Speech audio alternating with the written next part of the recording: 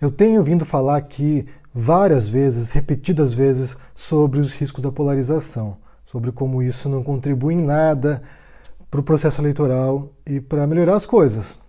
Então hoje, agora há pouco, foram encontrados alguns dispositivos, algumas bombas caseiras que foram enviadas para diferentes personalidades nos Estados Unidos. Enviaram uma bomba caseira para o ex-presidente Obama, enviaram para Hillary Clinton, para a família dela, enviaram para o George Soros, que é um bilionário fundador da Open Society, que visa contribuir para a democratização de países pelo mundo, e também foi enviado para a sede da CNN em Nova York. Então você teve esses dispositivos que foram enviados por um grupo que tem sido alvo do discurso divisivo nos Estados Unidos. O Trump, durante sua campanha e durante seu governo, ataca essas pessoas frequentemente, atacou o Obama durante a campanha, foi um dos que contestou a legitimidade da nacionalidade do Obama. Ele dizia que o Obama não era americano, que ele era queniano, na verdade. Então foi uma teoria conspiratória elaborada ao longo da campanha do Trump, e ele foi um dos grandes defensores dessa ideia. Ele foi um que atacou brutalmente a Hillary Clinton, chamava a Hillary de Crooked Hillary, que seria a Hillary corrupta. Tinha o slogan de Lock Her Up, que é prendam-na. Foi alguém que tratou a Hillary como uma criminosa, como uma inimiga do povo, como uma anti-americana. E depois tem o George Soros também, que é mundialmente odiado pelos direitistas, pelos ultradireitistas, porque ele enfeixa todos os males da esquerda global, né? Ele seria um movimento comunista pelo mundo para socializar os países. Nisso, né, nesse ataque ao George Soros, também tem uma grande dose de antissemitismo. Então você começa a repetir aí todo aquele antissemitismo que houve durante o nazismo, né, contra os Rothschilds, capitalistas que dominavam o dinheiro global e que queriam especular no mercado financeiro global. Ou seja, você pega esses mesmos discursos que retornam contra o George Soros, e isso é um discurso que está presente não apenas nos Estados Unidos, mas também no Brasil, entre os ultradireitistas. E por fim, a CNN, que também foi atacada violentamente pelo Trump. Ele chamava constantemente a empresa de fake news, proibiu os jornalistas da CNN de frequentar as coletivas de imprensa na Casa Branca, faz constantemente ataques à emissora, e não apenas a ela, mas também a New York Times, Washington Post, que ele chama de notícias falsas, de empresas que estão dedicadas a atacá-lo e tentar destruir a imagem dele.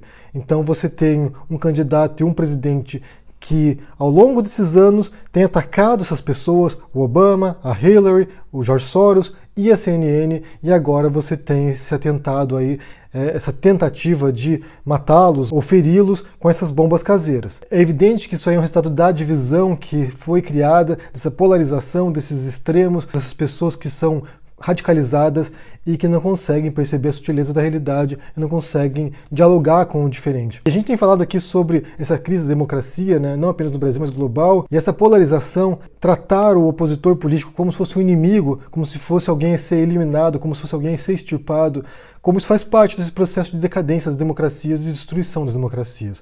A diferença é que nos Estados Unidos as instituições são muito sólidas, o Trump tem forçado as instituições, tem tentado, corrompê-las, mas as instituições são sólidas e têm conseguido segurar. Por enquanto, têm conseguido segurar o Trump, têm resistido a essas investidas do Trump contra essas instituições, contra o judiciário, contra as agências de inteligência, contra o próprio Congresso, mas ao mesmo tempo a gente não sabe como é que vai ser daqui 2, 3 anos, ou se ele não vai se reeleger também e prejudicar ainda mais a democracia norte-americana. Que isso sirva de exemplo para o Brasil, porque você tem uma democracia sólida, que está passando por esse processo de polarização, de radicalização das pessoas, e isso já representa um grande perigo para o país e para o mundo. Imagina numa democracia instável como a brasileira, que está muito fragilizada depois do impeachment da Dilma, o que essa polarização não pode fazer quando um governante extremista assumiu o governo. Porque lá nos Estados Unidos a polícia funciona, a justiça funciona, as equipes de investigação funcionam, então é muito provável que eles cheguem aos autores desse atentado. Já no Brasil, se há um tipo de investida dessa contra opositores políticos, contra o Lula, contra o Haddad, contra quem quer que seja,